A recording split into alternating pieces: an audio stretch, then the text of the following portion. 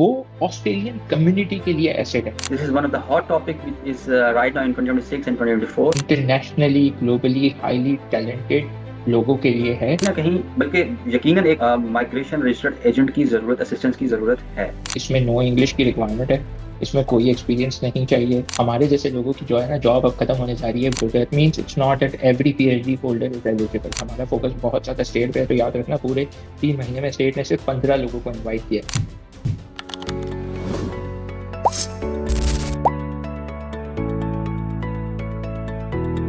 Assalamualaikum, dear participants.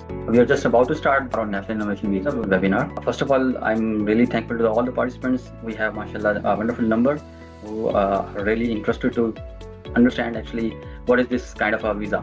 Before going to start the discussion on this National Innovation Visa, I would like to take this opportunity to introduce myself, my organization, and the special guest we have, Registered Migration Agent, Sir Amjad Iryani. As we discussed, today's topic we are going to cover about National Innovation Visa, subclass 858. Let me introduce my organization, OEVS. It's Unia Education and Visa Services. We are kind of that organization. We have multiple offices in multiple destinations. For example, like Australia, Pakistan, Nepal, and Philippines. We are a registered consultancy company with the headquarters in Sydney, Australia. Along with this, we are providing especially migration services who are actually interested to become the part of Australia and other international destinations. We are working under the supervision of a very visionary person, Amjad Iryani. He is taking care of OEVS Melbourne and Pakistan branch. He is a registered migration agent. His MAR number is 2014488. He got diploma in migration law from Victoria University. And he has 13 plus years of experience in this industry. And he firmly believes on one thing, and that is very wonderful, that servant leadership. This is a very wonderful concept, wonderful idea, and he is known as a person who believes in servant leadership in this immigration and education industry. Moving forward, the topic we are going to discuss, the area we are going to discover, this is one of the hot topics which is right now in 2026 and 2024, that is National Innovation Visa. We will take the advice from Sir Amjad Iryani, and we will try to understand is actually what is National Innovation Visa, और जो भी कुछ questions इस चीज़ों को लेके हैं, national innovation visas को लेके, जो मेरी एक्सपेक्टेशंस हैं, जो रियलिटीज़ हैं, और जहाँ जहाँ मुझे जिन एरियाज़ में थोड़ा सा इम्प्रूवमेंट करना है, प्रिपरेशन करनी है, we will take the guidance from Sir Amjad Iryani. Sir, thank you very much for your time. Welcome to this webinar. And believe me, audience is very excited. हमें अंदाज़ा है कि जब हम रजिस्ट्रेशन के लिए लोगों को कॉल्स कर रहे थे, जब उनकी डिटेल्स हमारे पास आई, तो the level of excitement we felt from the audience, that was really very wonderful.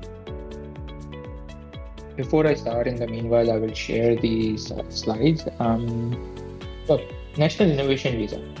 The biggest question that normally we get is that, is it really a visa that is very simple?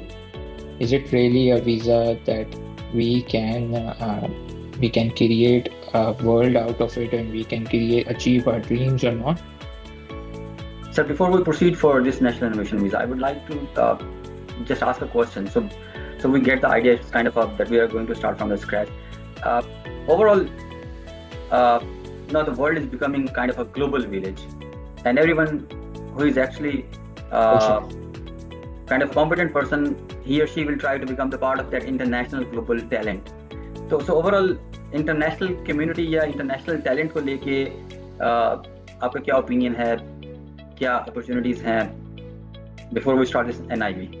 देखिए, एक सबसे पहला सवाल तो ये है कि जो है वो जो नेशनल इनोवेशन वीज़ा है, ये है किसके लिए, या ये है क्या? ठीक है, एंड आई अंडरस्टैंड कि हम जो है वो जब नेशनल इनोवेशन वीज़ा की बात करते हैं तो it's a permanent residency visa, जो कि एक्सेप्शनली टैलेंटेड लोगों के लिए है, जो कि एक जो है ग्लोबल टैलेंट वीज़ा जो प्रीवियस वीज़ा था उसको रिप्लेस कर रहा है।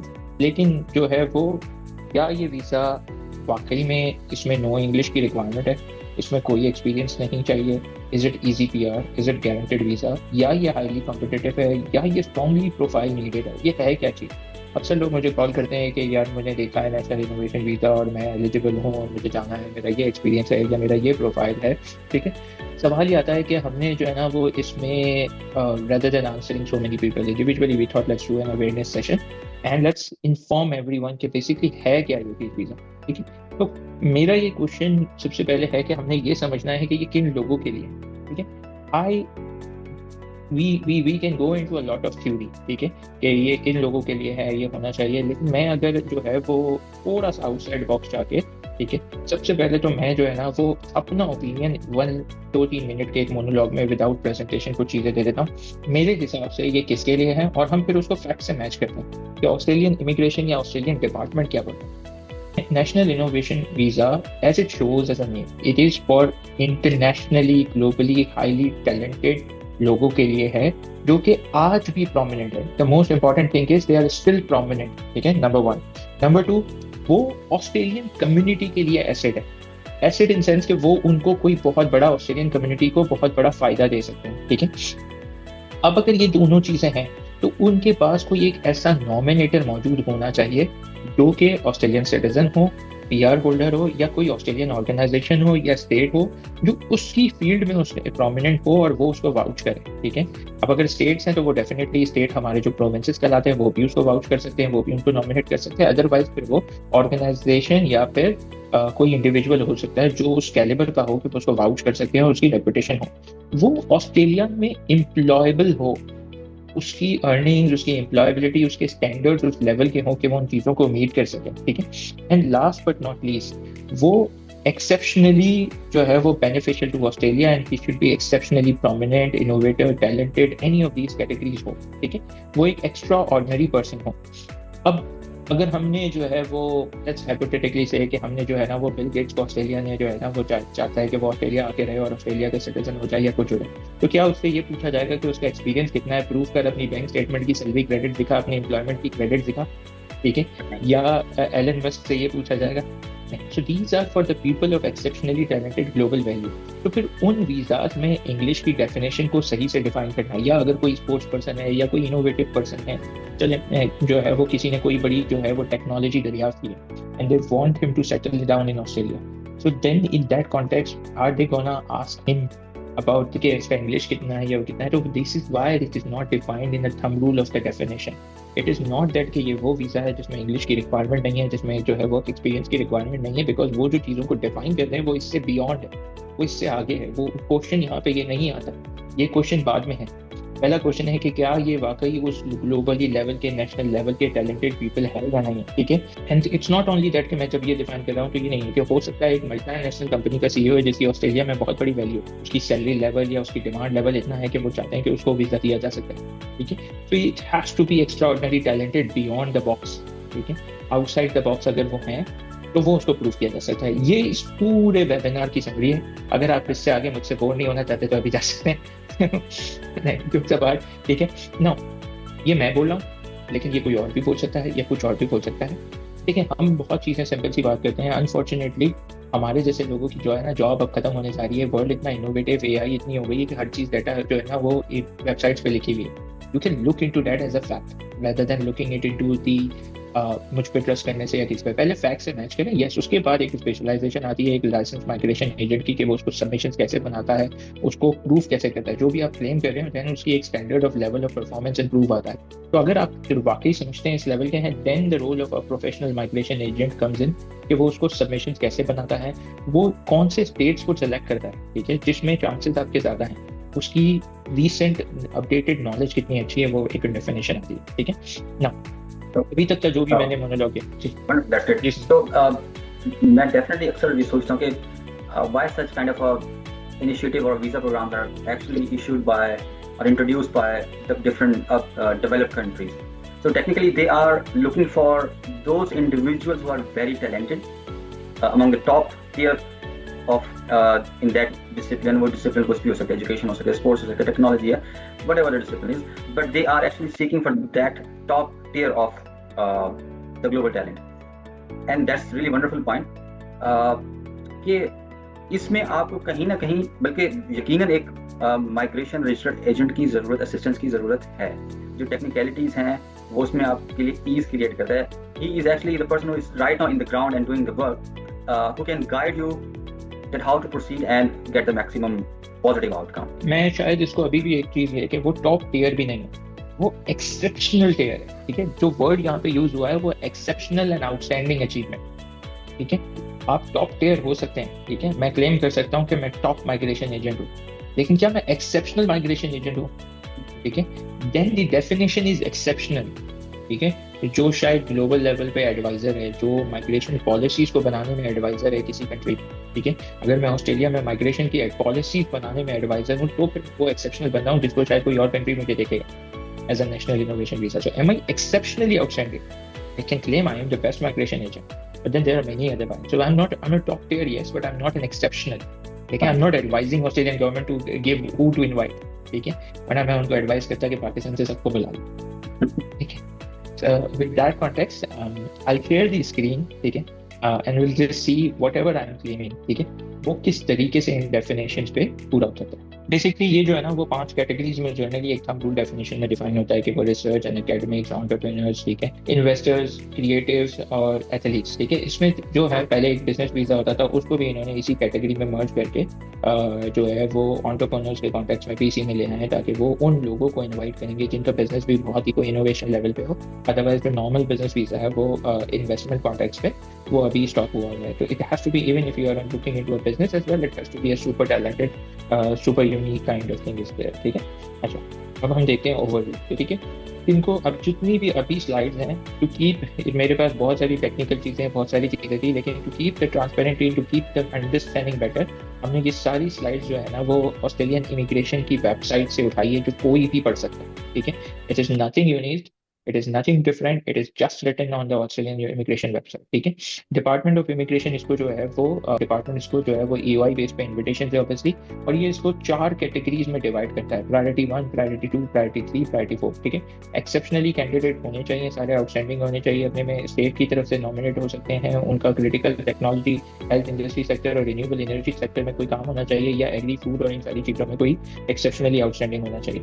ठीक है, इन चारों एरिया में एक्सेप्शनली आउटस्टैंडिंग कैटेगरी शामिल है ऑलरेडी। ठीक है, तो ये चीज़ है। ठीक है, अच्छा अब आ जाते हैं प्रायोरिटी सेक्टर 1। इसको मैंने थोड़ा सा और ओपन कर दिया है, again everything is written on the website. ठीक है, क्रिटिकल टेक्नोलॉजी में कौन कौन सी टेक्नोलॉजीज आ जाती है? पोटेंशियली ट्रांसफॉर्मेटिव इनेबलिंग टेक्नोलॉजी, वो टेक्नोलॉजी जैसे AI है, एडवांस रोबोटिक्स है, साइबर सिक्योरिटी है। इस सेक्टर में आप जो है वो एक्स्ट्रा ऑर्डिनरी पर्सन हो, आपकी एक्सेप्शनल अचीवमेंट्स हो, then you can look into that. इसमें advance informative with autonomous, biotechnology, clean energy, cyber security, quantum technology, robotics, ये सारी चीज़ें आती है।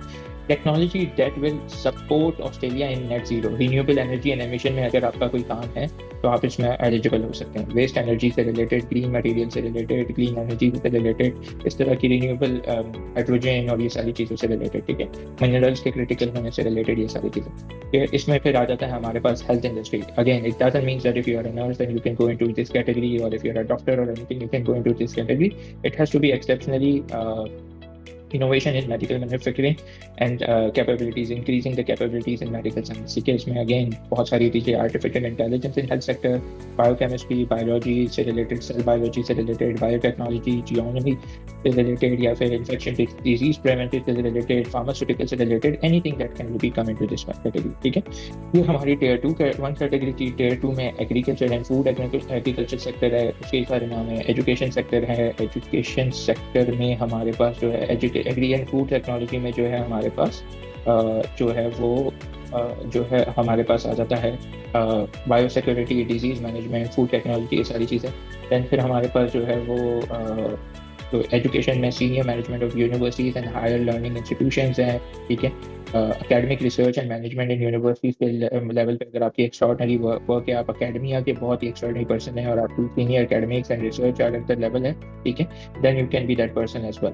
ठीक है, ये टियर 2 सेक्टर्स में हमारे पास डिफेंस कैपेबिलिटी से रिलेटेड चीज़ें आ जाती है, फिनटेक से रिलेटेड चीज़ें आ जाती हैं, सारी चीज़ें। ठीक है, क्लाउड टेक्नोलॉजी, फिनटेक का बहुत मेजर रोल भी है, फिनटेक से रिलेटेड बहुत सारे इन्वाइट्स भी आए हैं, कुछ इन्वाइट्स आए हैं। ठीक है, then it comes as infrastructure and transport. ठीक है, एडवांस इनोवेशन इन इंफ्रास्ट्रक्चर जो है वो ऑस्ट्रेलिया में काफ़ी हद तक रोड की डेवलपमेंट के लिए डिफरेंट मटेरियल्स पे काम हो रहा है, जैसे वेस्ट मटेरियल की utilisation to develop the research context. जैसे कि एक हमने इसमें जो है डिस्कशन की थी, और we attended an event where they are trying to make the road with old tyres, पुराने टायर्स को से जो है वो उसको बनाने की कोशिश कर रहे हैं रोड्स की development, so utilising the waste material in that context. ठीक है, लार्ज एंड कॉन्ट्रैक्ट्स एंड चीज़ों की how this sector can be innovative in the context of road and bridges and tunnels and rail developments and airport developments. लेकिन इसमें सिर्फ working context नहीं है, again as I said you have to be exceptionally and talented and outstanding in that occupation. Resources की again critical battery, minerals, exploration of services, oil and gas। ठीक है, indicators of, अब exceptional को हमने ये सारी ऑक्यूपेशन को define कर ली, लेकिन एक्सेप्शनल को भी इसी जगह पे अच्छे से डिफाइन किया गया है कि व्हाट इज एक्सेप्शनल। ठीक है,